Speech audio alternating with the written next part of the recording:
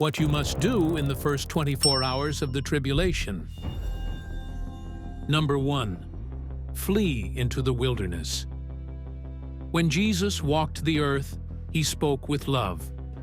But he also spoke with a very clear warning. And one of his most serious commands in the Gospels wasn't, wait. It wasn't, watch. It was this: when you see the abomination of desolation, flee to the mountains. Matthew 24, verses 15 to 16. Run, leave everything, don't turn back. Why would Jesus tell his followers to flee into the wilderness? What are they running from? And what are they running toward? Today, we're going to uncover a mysterious part of the end times, one that Jesus spoke about, one that Revelation confirms, and one that will affect the nation of Israel in a way the world has never seen. Because when the Antichrist rises, some will stay, but some will run, and those who obey Jesus' words might be the only ones who survive. Jesus' words in Matthew 24 are not only history, they are prophecy. He says there will be a time of great tribulation at the end of the age, and in that time, let those who are in Judea flee to the mountains. Matthew 24, verse 16. But which mountains? Where are they going? And why? To find the answers, we look at Revelation 12. It starts with a vision. A woman clothed with the sun, with the moon under her feet, and on her head a crown of 12 stars. Revelation 12, verse 1. Some believe this woman is Israel, and some believe she is the remnant. She gives birth to a male child, one who is appointed to rule the nations with a rod of iron. But then the dragon, Satan, appears. He tries to devour the child. He fails. So he turns and attacks the woman instead. And here is the key verse. The woman fled into the wilderness to a place prepared for her by God. Revelation 12, verse 6. Is Israel fleeing again? And what wilderness has God prepared? Now picture this. The Antichrist rises. He sets up the abomination of desolation in Jerusalem, something unthinkable. And those who know Scripture see it right away. They remember what Jesus said. They remember what Revelation showed. So what do? They run. This isn't just any escape. This is led by God. But the woman was given 2 wings of a great eagle, that she might fly into the wilderness to her place. Revelation 12, verse 14. God gives wings. God prepares the place. God protects his people. But what is this place? Where will they go? And how long will they stay? Revelation is clear. Where she is nourished for 1,260 days. Time, times, and half a time. 42 months. All of these mean the same thing, 3.5 years. So what is going on during these 1,260 days? This is the last half of the Great Tribulation. It's the darkest time the world has ever seen.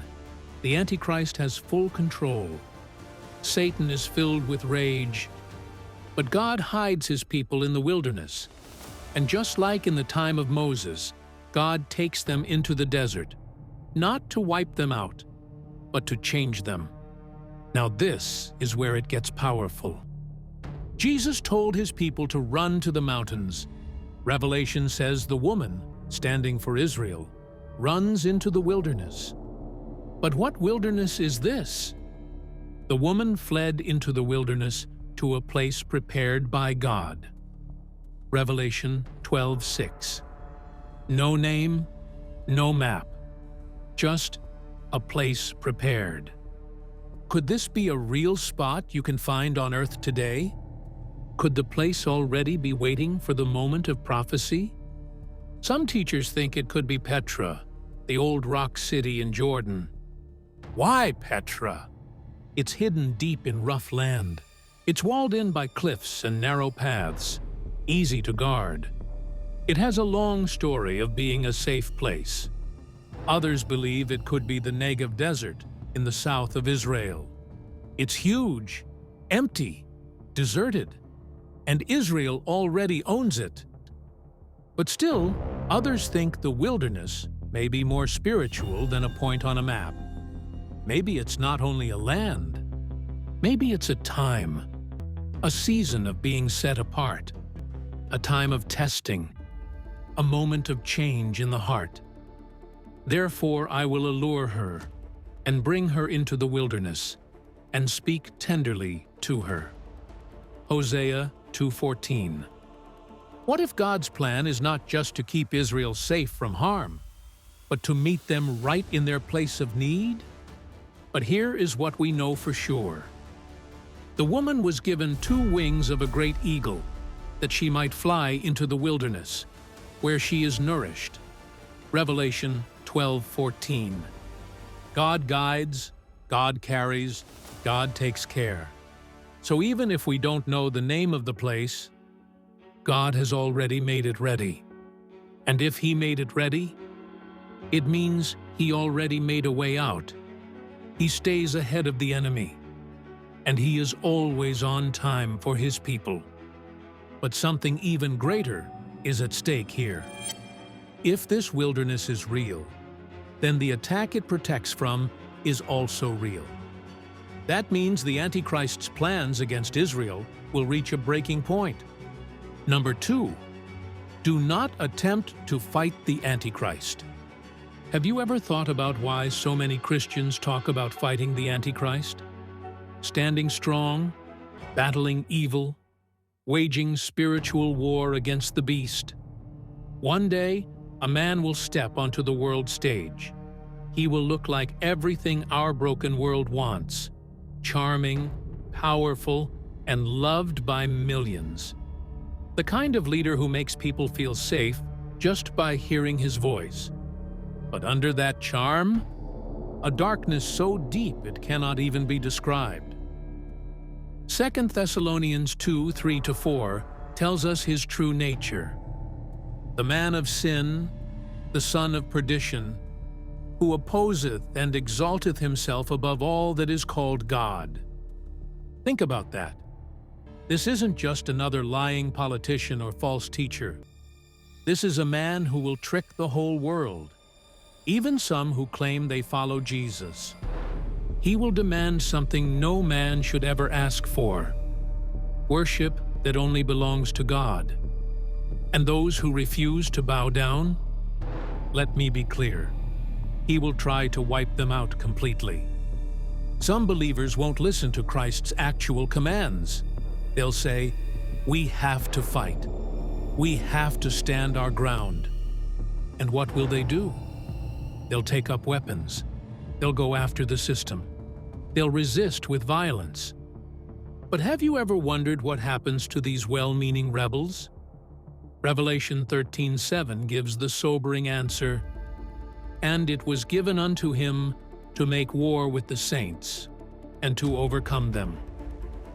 Let that sink in for a moment. The Antichrist is actually allowed to win for a season. Those who try to fight him in the flesh, they will be crushed. Why would God allow this? The answer might surprise you, because this is not a physical war. It's a spiritual judgment, and the only way to survive it is to obey Jesus. But wait, you might be thinking, aren't we supposed to stand for truth? Yes, absolutely. But truth is not defended with rage or revenge. Truth is lived out in faith and endurance. Revelation 14:12 says, "Here is the patience of the saints. Here are they that keep the commandments of God and the faith of Jesus." Did you catch that? The command is to endure, to be faithful, not to go to war in the streets, but to stay loyal to Christ no matter the cost. And what if your greatest weapon against the Antichrist isn't fighting at all, It's something far more powerful, something that most believers have completely overlooked. We'll get to that crucial revelation in just a moment. This is where many will fall into deception. They will read about the beast, the mark, the image, and think, we have to stop this ourselves. But that's not what Jesus said. That's not what Revelation teaches. Have you ever noticed there's no scene in Revelation where the church launches a rebellion and defeats the Antichrist? I'm about to show you why this matters more than you could possibly imagine. If you take up the sword in the wrong season, you may fall by it. But there's something deeper here that most people miss entirely. This isn't just about survival. It's about faithfulness when everything is on the line. And what I'm about to share next might completely transform how you understand what's coming. You know what's fascinating? Everyone talks about fighting back, resisting evil, standing firm. But here's what most prophecy teachers never tell you. The Bible says the final battle, the one that ends it all, won't be fought by us. That's where many people get confused. They read about the Antichrist, and they want to pick up a sword. They see the persecution, and they think, it's time to fight. But what if I told you that's the exact opposite of what Jesus wants you to do? What if jumping into that fight actually means stepping out of God's will? This next part might completely transform how you understand end-time prophecy. We're about to see who fights the Antichrist, and it's not who you think. In Revelation 19, verse 11, the Bible paints the clearest picture of what's coming. And I saw heaven opened, and behold a white horse, and he that sat upon him was called Faithful and True, and in righteousness he doth judge and make war. The one who makes war is not us, it's Jesus. This isn't a symbolic rider. This is the King of Kings, coming down from heaven with fire in his eyes, a sword in his mouth, and heaven's armies following him. He doesn't need us to fight for him. He's coming to finish what we could never start. And here's the warning most believers aren't prepared to hear. If you try to fight the Antichrist with your own strength, your own plans, or your own ideas, you could end up fighting on the wrong side of prophecy. Because there's a danger here. You might think you're standing for truth, but if you disobey Jesus in the process, you could fall right into deception. This is why the Bible says in 2 Thessalonians 2 verse 8, "And then shall that wicked be revealed, whom the Lord shall consume with the spirit of his mouth, and shall destroy with the brightness of his coming." Did you catch that? Jesus defeats the Antichrist with his breath, the Word, not with weapons, not with a military, not with a resistance movement, just with the power of his presence. In just a moment, and I saw the beast, and the kings of the earth, and their armies, gathered together to make war against him that sat on the horse. Just pause for a moment and truly picture this scene. All the nations of the world, all the armies, all the technology, pointed at heaven. But here's what's fascinating, and what most teachers won't tell you. The beast isn't afraid of us. He's afraid of Jesus. That's who he really wants to destroy. And Jesus, when he arrives on that white horse, he doesn't come with fear. He doesn't come with worry. He rides in, unstoppable. This isn't a fight. It's a victory parade. I'm about to share something critical that could completely change how you prepare for what's coming. If you try to fight a war that only Jesus is meant to fight, you could lose everything. Your peace, your safety, even your life. But if you wait for him, if you obey, if you endure, you'll be standing on the right side of the battle. Now, Here's the revelation that transformed my understanding of end times prophecy. The Antichrist's greatest weapon isn't power. It's deception through pride. Here's what most people miss. Fighting the Antichrist with fleshly strength can actually open you up to the very spirit of deception you're trying to resist. Because the Antichrist doesn't just use power. He uses pride. And pride makes you believe you can win without waiting on God. But you can't. Not in this war. Not in the end times. Not when the beast rises. Jesus already gave us 3 traits of the people who will refuse the mark of the beast. Jesus begins Matthew 24 with these words, "Take heed that no man deceive you. For many shall come in my name, saying, I am Christ, and shall deceive many." Matthew 24, 4-5. The first trait? They know the true Jesus, and they will not be fooled by counterfeits. The Greek word for deceive here, planao, means to lead someone to wander. This shows us that deception in the end times is not just one big trick. It is about slowly pulling people away from the truth. If you don't know the real Jesus today, you won't be able to tell the difference when a false one shows up. Think about it. What would you do if the whole world cheered for a man who claimed he could save humanity? But you knew he was lying? Without this trait, you won't only take the mark, you'll think you are doing the right thing. Trait number 2. They endure persecution without giving in.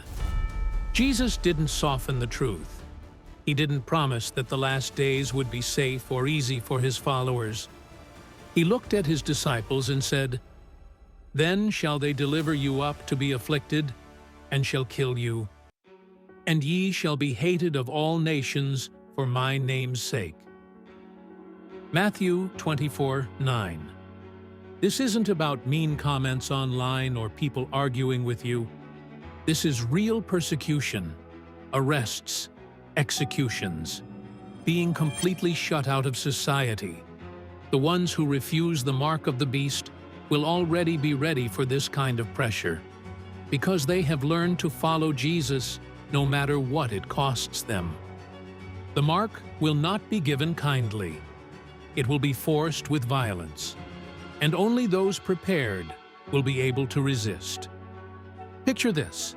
You wake up to news alerts saying anyone who refuses the mark is now a criminal. The temptation to give in feels overwhelming. But the people Jesus talks about in Matthew 24, they don't give in. Why? Because they already decided that eternity matters more than survival. Right now, according to Open Doors, more than 360 million Christians face high levels of persecution. Many lose jobs, homes, and even their lives for refusing to deny Jesus. This shows us that God is already preparing millions of believers to have the kind of faith it will take to resist the mark. They understand that following Christ means carrying a cross, not living in comfort.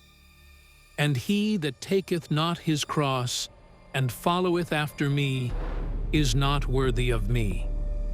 Matthew 10:38. First comes the hatred, then the laws change, then the arrests begin. This trait doesn't grow overnight. It comes from living a life of small acts of obedience, so that when the big test arrives, the heart is already trained to stand strong. They practice saying no to sin now, so they will be ready to say no to the mark later. Ask yourself, would you rather lose your life for Jesus, or save your life and lose your soul? Jesus didn't say only a few nations would hate his followers. He said all nations. That means in the time of the mark, there will be no safe countries. The pressure will cover the entire world. If you can't follow Jesus when it is unpopular, you won't follow him when it becomes illegal. These people endure because their eyes are fixed on a greater reward. They believe this promise, "Be thou faithful unto death, and I will give thee a crown of life." Revelation 2:10. The world may try to take everything: money, freedom, reputation, even life itself. But the one thing the world cannot take away is God's eternal promise. Here's what many don't realize. This persecution isn't only about testing your faith. It is also about revealing who really belongs to Jesus. When the world bows, the ones who still stand will shine like lights in the darkness. They endure because they know the mark isn't just a symbol. It's a declaration of ownership. Taking it says, "I belong to the beast." Refusing it says, "I belong to Jesus." And for them, no threat, no prison, no execution is strong enough to change that. Trait number 3, they endure to the end. When Jesus finished talking about the lies, the persecution, and the betrayals that would cover the last days, he gave this clear line: "But he that shall endure unto the end, the same shall be saved." Matthew 24:13. This is not a simple saying to cheer you up. It's a command. The people who will not take the mark of the beast are not just strong in the beginning. They are the ones who will still be standing when most people give in. The Greek word Jesus uses for endure is hupomeno. It doesn't just mean keep going. It means to stay under heavy pressure and not run away. Picture this: the whole world system, government, money, and culture, is pushing you to take the mark. You can't buy food, you can't work, you can't pay your rent, your name is on a watch list, and still, you stay faithful. The mark will not only be one moment of choice, it will be an everyday pressure that crushes most people until they give up.